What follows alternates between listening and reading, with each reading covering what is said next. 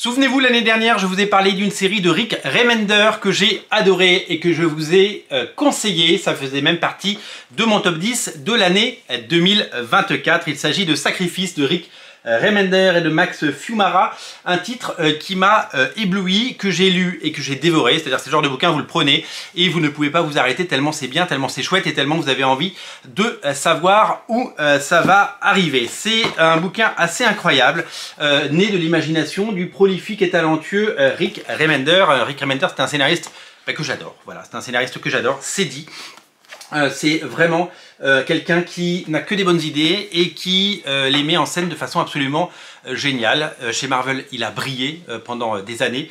Il a fait vraiment des choses hyper étonnantes, notamment. On lui doit les Uncanny X-Force. Et oui, c'était lui, Uncanny X-Force, avec Jérôme Openas, avec qui il travaillera plus tard sur Seven to Eternity. Rick Remender, c'est vraiment un scénariste pas comme les autres.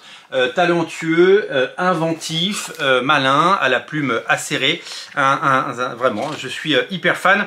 Vous pouvez également citer un titre que j'adore, parce que tous ces titres sont rappelés à la fin des albums, c'est dans la très grande collection Urban. C'est tout simplement génial de lire Black Science, disponible en 3 tomes. Lisez Black Science, le Seven to Eternity dont je vous ai parlé, Deadly Class qui était annoncé mais qui n'est plus annoncé pour le moment. Il était annoncé dans la grande collection Urban. Est-ce qu'il sortira dans la nouvelle collection Paperback qui doit arriver dans les prochaines semaines? Nous le verrons. Et l'excellent Une soif légitime de vengeance qui est sorti en 2 tomes et qui a été aussi un album assez marquant. En gros, tout ce qu'il a pu faire et tout ce qu'il a fait chez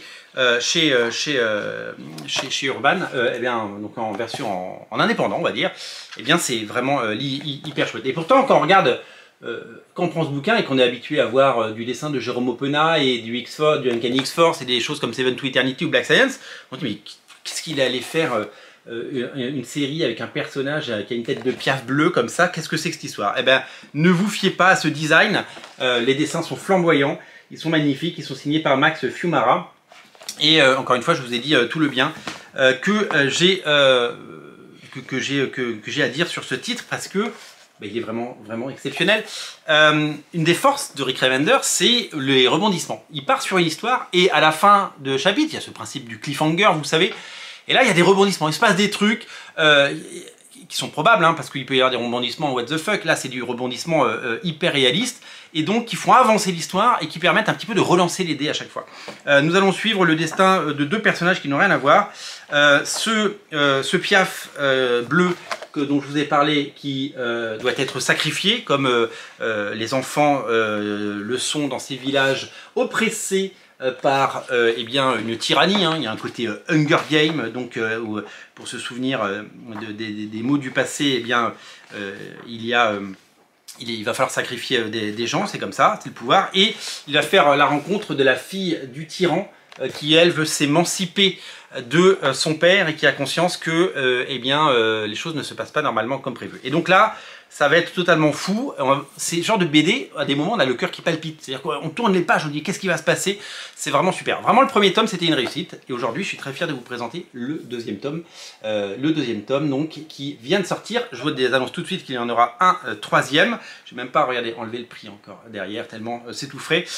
Deuxième tome de Rick Remender, avec toujours Max Fiumara au dessin, mais Max Fiumara n'est pas tout seul.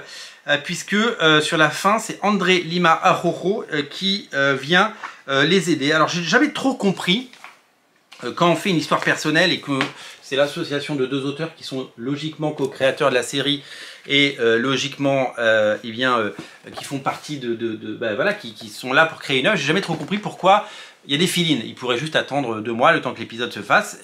C'est toujours bizarre d'avoir un dessinateur invité. C'était un peu le cas sur Seven to Eternity où eh bien, le fabuleux Jérôme Openas n'avait pas fait toutes les pages. Pour moi, c'était une œuvre. Alors, ça va, ça dénature pas le projet parce que c'est quand même des bons artistes, mais voilà. Alors, André Lima Arrojo, c'est un dessinateur que vous avez peut-être vu sur une série qui s'appelle Spidey, la série Spidey, qu'il avait repris après Nick Bradshaw, les 3 premiers. Et puis, il travaille avec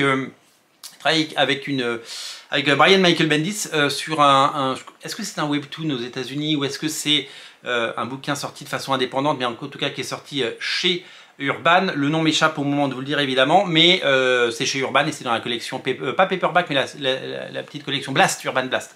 Voilà, donc un titre à découvrir pour ces auteurs et vraiment beaucoup de talent. Donc, alors pour tout vous dire, je n'ai pas encore eu le plaisir de le lire, mais je me réjouis parce que je vais le découvrir.